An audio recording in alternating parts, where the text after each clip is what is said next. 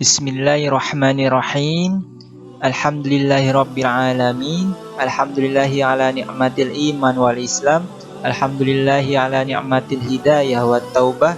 Alhamdulillahi ala ni'matil hijrah wal ukhuwah. Alhamdulillah. Wabihi nasta'inu ala umurid dunya wad din. Wassalatu wassalamu ala asrafil anbiya wal mursalin. Sayyidina wa habibina wa syafi'ina wa qurrati a'yunina wa maulana Muhammadin wa ala alihi wa sahbihi ajmain, amma ba'd.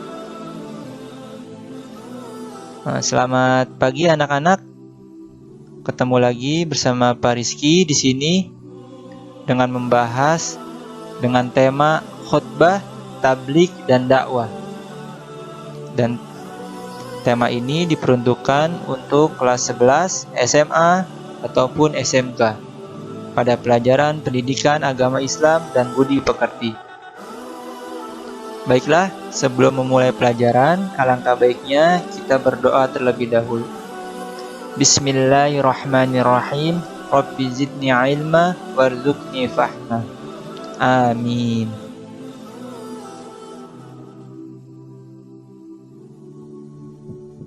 Baik anak-anak, ini adalah peta konsep di mana materi yang akan kita bahas kali ini mengenai khutbah, tabligh dan dakwah, yaitu ini adalah peta konsepnya. Di sini dapat terlihat ada 3 poin. Poin yang A yaitu pengertian dari khutbah, tabligh dan dakwah itu sendiri. Poin yang B yaitu urgensi dari khutbah, tabligh dan dakwah. Dan poin yang C yaitu ketentuan khutbah, tabligh dan dakwah.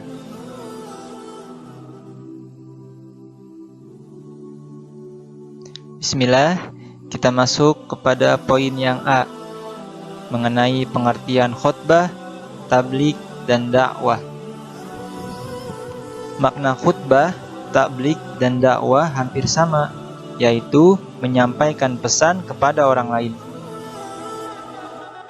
Dan berikut akan kita sama-sama uraikan satu persatu mengenai pengertian khutbah, tabligh dan dakwah.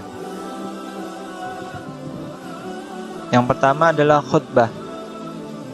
Khutbah berasal dari kata khotoba yakhtubu khutbatan, bermakna memberi nasihat dalam kegiatan ibadah seperti sholat Jumat, Idul Fitri, Idul Adha, istisqa dan kusuf, wukuf dan nikah. Menurut istilah, khutbah berarti kegiatan ceramah kepada sejumlah orang Islam dengan syarat dan rukun tertentu yang berkaitan langsung dengan keabsahan atau kesunahan ibadah.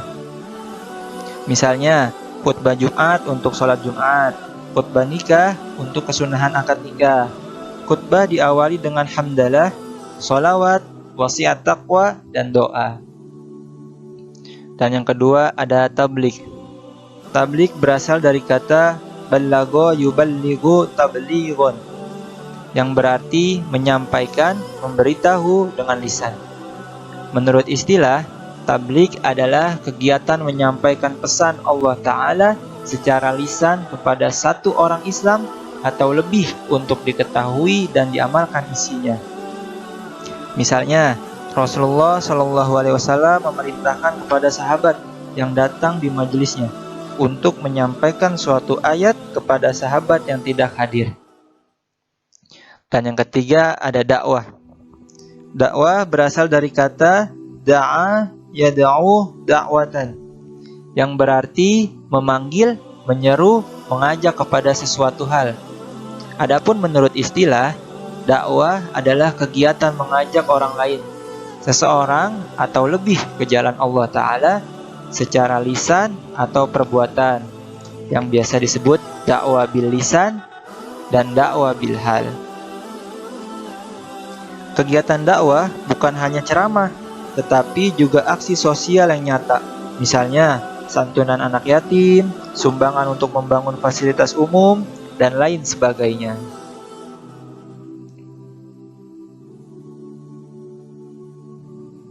Alhamdulillah, kita masuk kepada poin yang B, yaitu urgensi khutbah, tabligh, dan dakwah.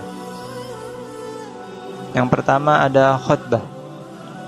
Khutbah masuk pada aktivitas ibadah, maka khutbah tidak mungkin bisa ditinggalkan karena akan membatalkan rangkaian aktivitas ibadah. Contoh, apabila sholat Jumat tidak ada khutbahnya, sholat Jumat tidak sah.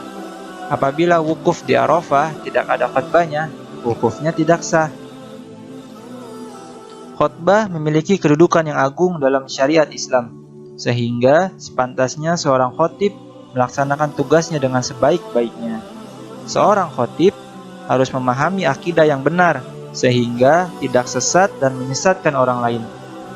Seorang khatib seharusnya memahami fikih, sehingga mampu membimbing manusia dengan cahaya syariat menuju jalan yang lurus.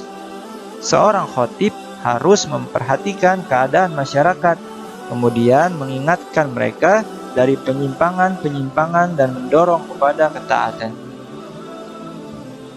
Dan yang kedua, urgensi dari tabligh. Tabligh banyak yang menyangka bahwa tabligh hanyalah tugas alim ulama saja. Hal itu tidak benar.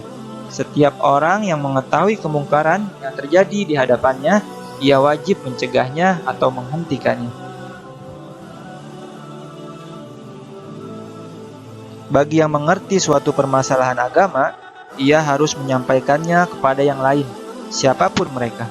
Sebagaimana hadis Rasulullah SAW yang artinya dari Abi Sa'id Al-Khudri radhiyallahu an berkata, saya mendengar Rasulullah SAW bersabda, barang siapa yang melihat kemungkaran, maka ubahlah dengan tangannya. Apabila tidak mampu, maka ubahlah dengan lisannya. Apabila tidak mampu, maka dengan hatinya. Maksudnya tidak mengikuti kemungkaran tersebut. Dan itu selemah-lemahnya iman. Hadis riwayat Muslim.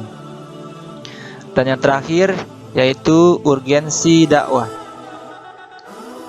Dakwah, salah satu kewajiban umat Islam adalah berdakwah. Sebagian ulama ada yang menyebutkan berdakwah itu hukumnya fardu kifayah atau kewajiban kolektif. Sebagian lainnya menyatakan fardu ain. Meski begitu, Rasulullah mengajarkan agar seorang muslim menyeru pada jalan kebaikan dengan cara-cara yang baik. Setiap dakwah hendaknya bertujuan untuk mewujudkan kebahagiaan dan kesejahteraan hidup di dunia dan di akhirat, dan juga mendapatkan ridha Allah Subhanahu wa ta'ala.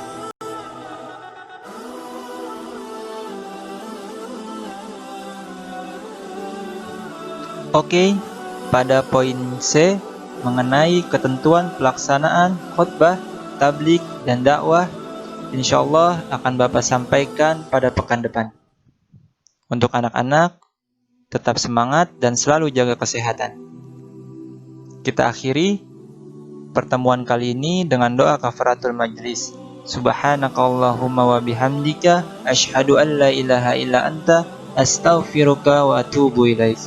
Wa akhiru da'wana alhamdulillahi rabbil alamin. Al-afu minkum. Summa assalamualaikum warahmatullahi ta'ala wabarakatuh.